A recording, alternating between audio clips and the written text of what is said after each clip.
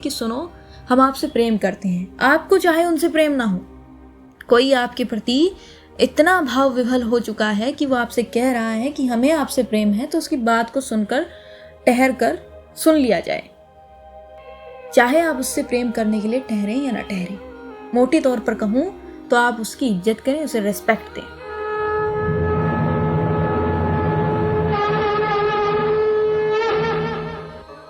मुझे जो सुनने वाले लोग हैं, सबसे पहले तो मैं उनका आभार प्रस्तुत करती हूँ।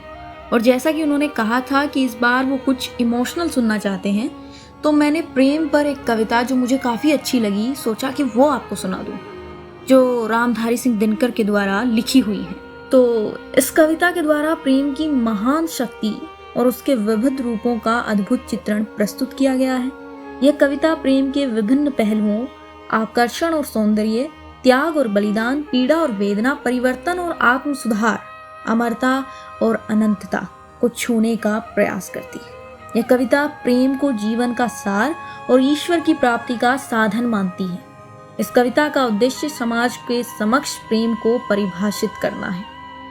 प्रेम क्या है, ये मैंने अपनी पुरानी वीडियोस में कई बार इस चीज का उल्लेख किया है कि प्रेम क्या है, लेकिन आज रामधारी सिंह दिनकर के द्वारा लिखी कविता, जिसका नाम ही है प्रेम, उसके द्वारा हम आपको बताएंगे कि प्रेम क्या है। मैं आपको बता दूं, अगर आपको जीवन में किसी से प्रेम नहीं भी है, यानी आप प्रेमी प्रेमिका वाला प्रेम नहीं भी है, तब भी ये कविता आपके लिए है, क्योंकि ऐसा इस संसार में कोई मनुष्य नहीं है जिसको प्रेम ना हो, यानी हर किसी के हृदय में प्रेम है। चलिए शुरू करते हैं। प्रेम की आकुलता का भेद छिपा रहता है भीतर मन में, काम तब भी अपना मधुवेद सदा अंकित करता है तन में। यानी प्रेम संबंधित है आपके मन से और काम वासना संबंधित है आपके तन से। दोनों चीजें अलग अलग हैं, लेकिन प्रेम में दोनों एक हो जाती हैं। हमेशा कहा जाता है कि अगर मन सच्चा हो तो ईश्वर की प्राप्ति भी संभव हो जाती है। वही है कि प्रेम की आकुलता का भेद छिपा रहता है भीतर मन में। अगली लाइन में कवि लिखते हैं, सुन रहे हो प्रिय, तुम्हें मैं प्यार करती हूँ।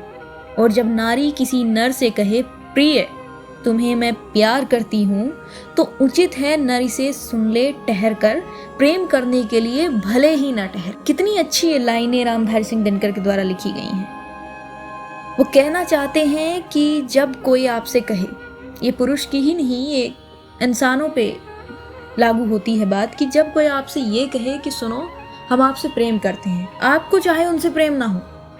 कोई आपके प्रति इतना भाव विभल हो चुका है कि वो आपसे कह रहा है कि हमें आपसे प्रेम है, तो उसकी बात को सुनकर ठहर कर सुन लिया जाए।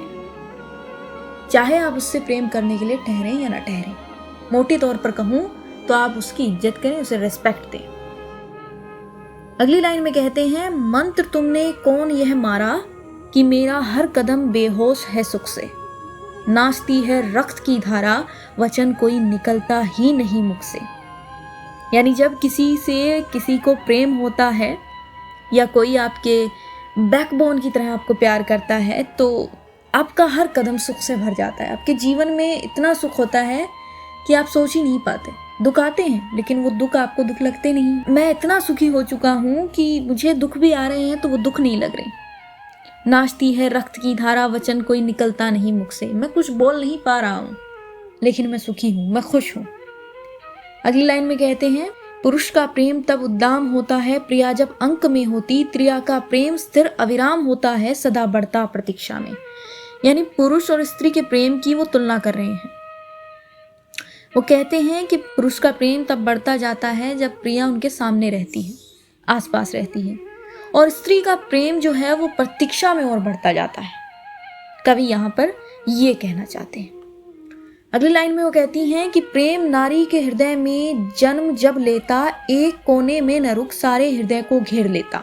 ये कविता काफ़ी लंबी है, तो मैंने इसको 2 पार्ट्स में डिवाइड किया है। ये कविता का पहला पार्ट है। अगर आप चाहते हैं कि मैं इसका दूसरा पार्ट लेके आऊँ, या आप सुनना चाहते हैं, तो कमेंट बॉक्स में आकर मुझे बताएं। हाँ या ना में अपना आंसर मुझे दें। बाकी धन्यवाद।